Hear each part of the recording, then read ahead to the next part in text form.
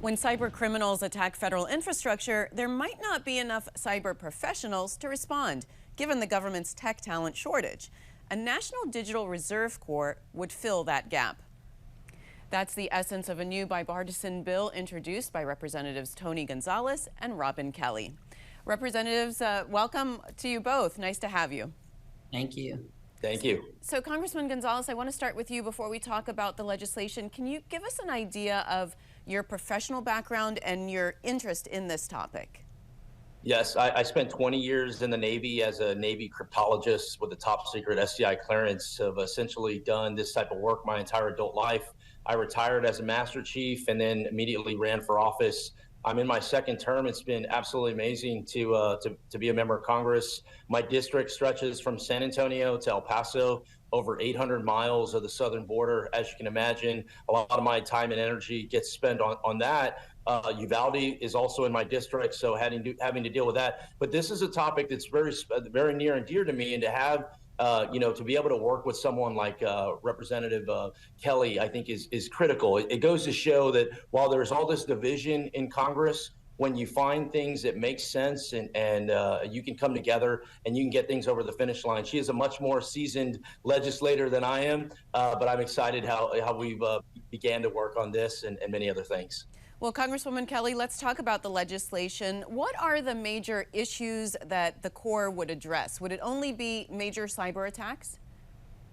That's our main issue, but I've been working on this idea actually before Rep. Gonzales came. I worked with Rep. Will Hurd, who he replaced, and we were always concerned that the government, especially the federal government, didn't have enough people that we could retain or even attract to work around cybersecurity issues, which affect,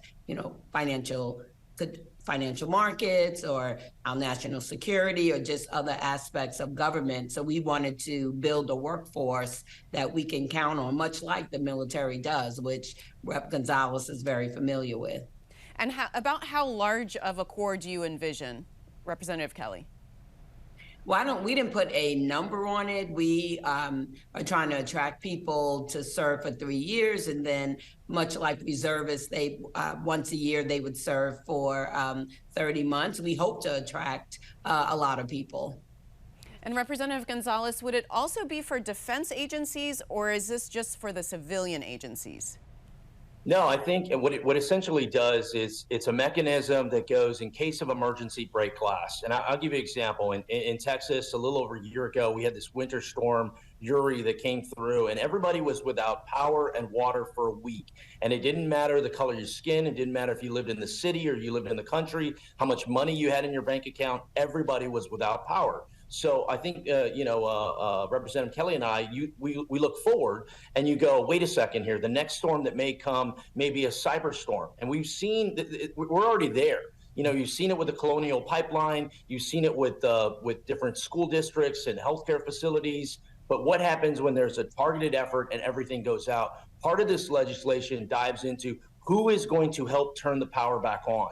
And, cybersecurity in general had traditionally been a national security defense area, but that's changed. I mean, cyber is in absolutely everything we do. I argue that most companies are IT companies first, and then they do other stuff, right? Then they sell widgets or whatnot. So essentially what the Digital Corps does, it taps into an existing expertise, and it allows them to serve in a federal capacity. I mean, the last thing I would say is not everybody wants to join the Marine Corps and do a bunch of push-ups. Not everybody wants to stop smoking marijuana or do these other things. And guess what? I don't need you to. What I need you to do is when the power gets turned off, grab your keyboard and come help us turn the power back on. I think this is an important area for the country. There's many people are patriotic. Not everybody necessarily needs to serve in uniform per se. So Representative Kelly, tell us about how reservists would be activated. Who would make that decision? Would each agency have specific reservists assigned to them?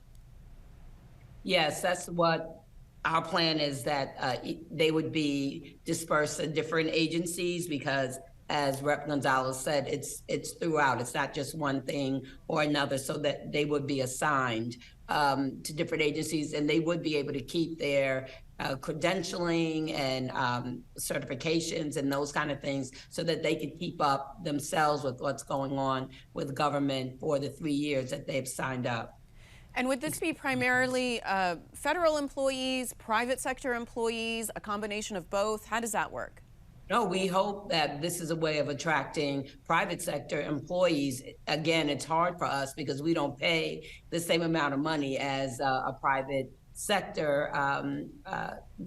That private sector does. We lose people to private sector all the time, not just cybersecurity. So these would, I imagine, be mostly private sector, and this is their way of giving back. This is their way of serving their country. And Representative Gonzales, this would be for a 3-year period.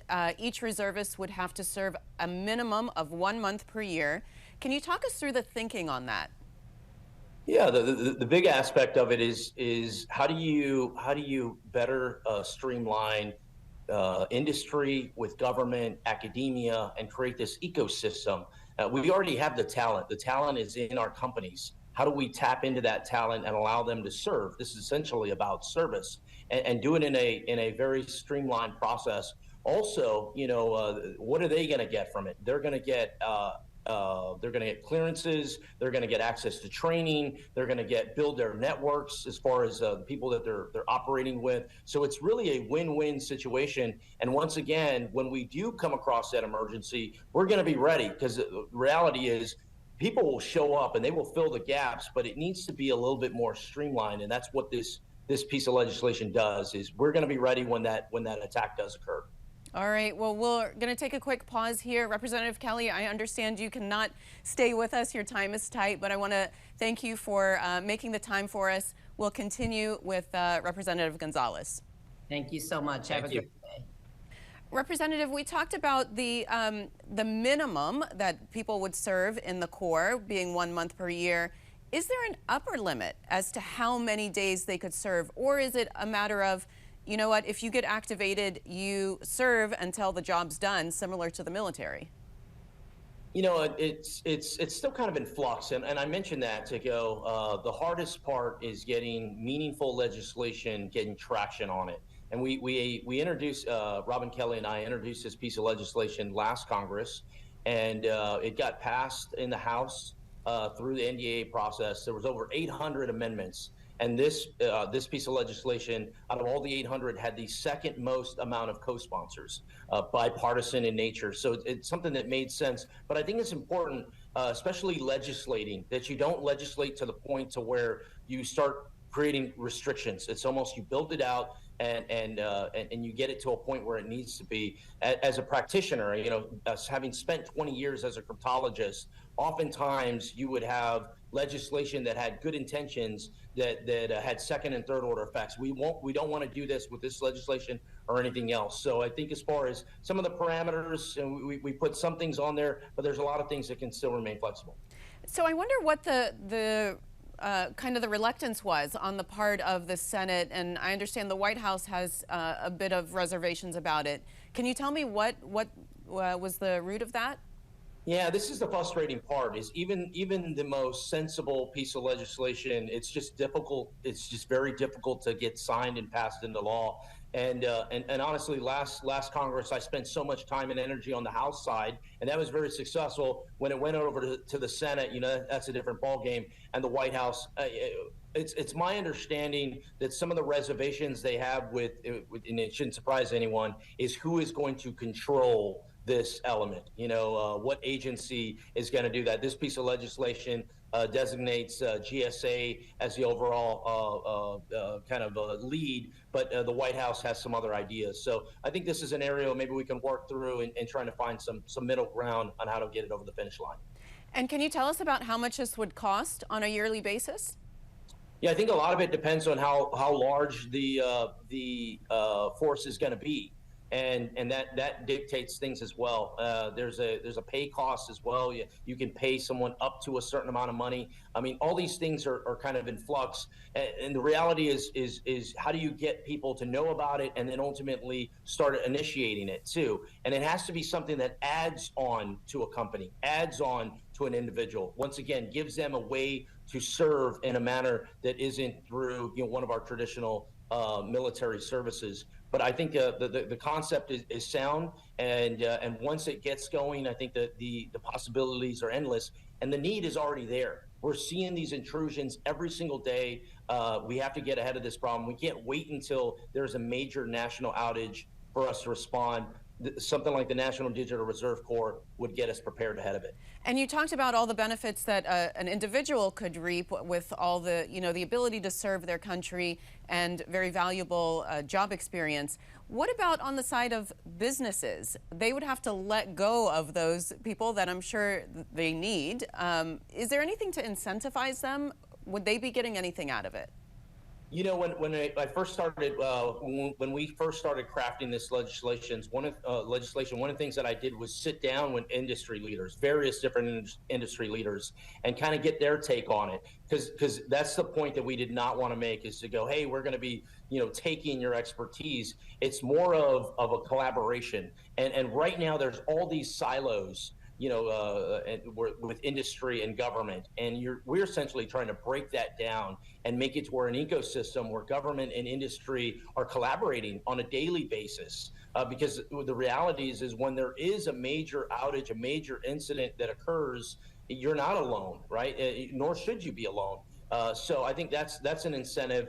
The other part, the large part of it, beyond collaboration with the corporations, is training, is help provide, continuous training and maybe additional training. So, let's say somebody, allows some of their employees to go off and do something for a few months, whatever. When they come back, they're a more trained skill set than when they left.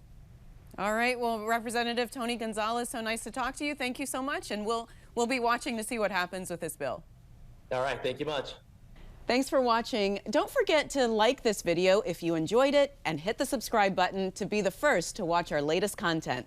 Full shows and more are available on our website at govmatters.tv.